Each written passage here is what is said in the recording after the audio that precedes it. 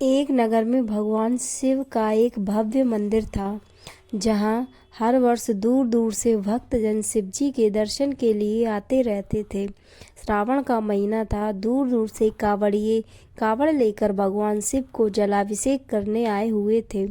मंदिर का परिसर भक्तों की भीड़ से भरा हुआ था। तभी अचानक आकाश में बिजलियां हुईं और सोने का एक थाल उतरा।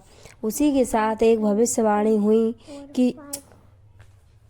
कि जो कोई भगवान शंकर का सच्चा भक्त और प्रेमी होगा, उसी को यह थाल मिलेगा।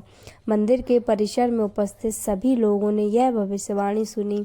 धीरे धीरे सभी इकट्ठे हो गए। जो लोग मंदिर की व्यवस्था देखते थे, उन्हें तो पूरा विश्वास था कि यह थाल हमें मिलेगा, इसलिए वे सबसे आगे जाकर खड़े हो गए। सबसे पहले एक पंडित जी आए और बोले, देखिए, मैं प्रतिदिन महादेव का अभिषेक करता हूँ, अतः मैं ही भोलेनाथ का सबसे निकटवर्ती प्रेमी और भक्त हूँ, इसलिए थाल मुझे मिलना चाहिए। इतना कहकर पंडित जी ने थाल उठाया।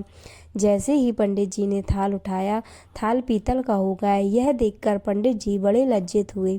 उन्होंने थाल यथा स्थान पर रखा और वहां से निकल गए। इसी प्रकार वहां उपस्थित सभी पंडितों ने खुद को आजमाया, लेकिन शायद उनमें से कोई भी सच्चा भक्त नहीं था।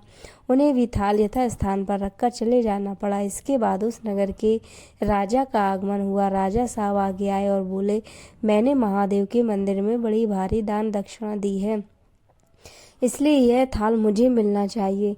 इतना कहकर राजा साहब आगे बढ़े और थाल उठाया। जैसे ही राजा ने थाल उठाया, थाल तांबे का हो गया। यह देखकर महाराज भी लज्जित हुए और थाल यथा स्थान रखकर एक तरफ खड़े हो गए।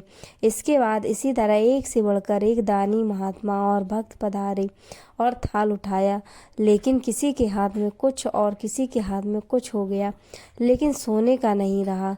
तब लोगों को पता चला कि हमसे कोई भी महादेव का सच्चा भक्त नहीं है। उसी समय एक किसान का आगमन हुआ। वो बेचारा महीनों बाद आज चतुर्मास के सोमवार के शुभ अवसर पर शिवजी के दर्शन करने आया था। गरीबी और गृहस्थी के बोझ तले दबा दिन रात खेतों में मेहनत मजदूरी करके अपना और अपने परिवार का गुजारा करता था। अभी रास्ते में आ ही रहा था कि कोई भिखारी मिल गया और कुछ खाने को मांगने लगा। इस किसान को दया आ गई। अपने खाने के लिए जो खाना लाया था, वो उसने उस भिखारी को दे दिया।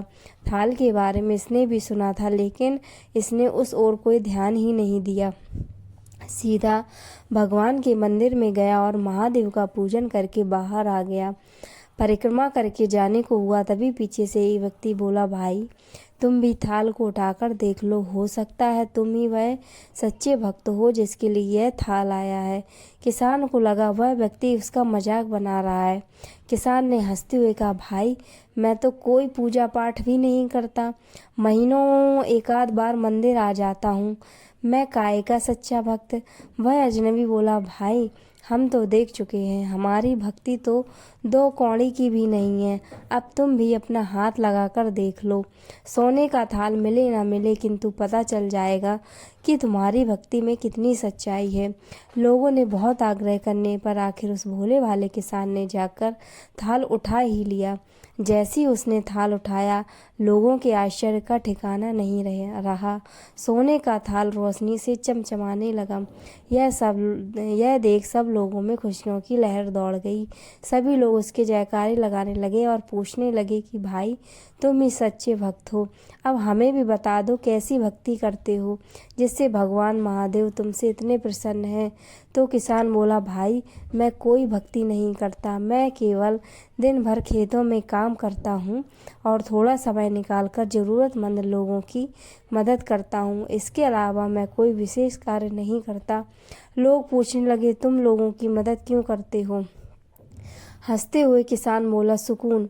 दूसरों के चेहरे पर मुस्कान देखकर मुझे जो आनंद और खुशी होती है, उसे मैं शब्दों में बयां नहीं कर सकता। शायद यही कारण है कि महादेव मुझसे खुश हैं, इसलिए हमेशा याद रखें, सत्कर्म का आरंभ भी आनंद से होता है और अंत भी आनंददायक होता है।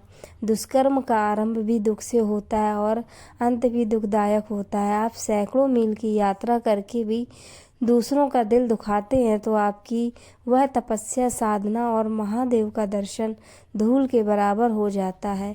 दोस्तों कैसी लगी स्टोरी कमेंट सेक्शन में बताएं और इस चैनल को सब्सक्राइब करें।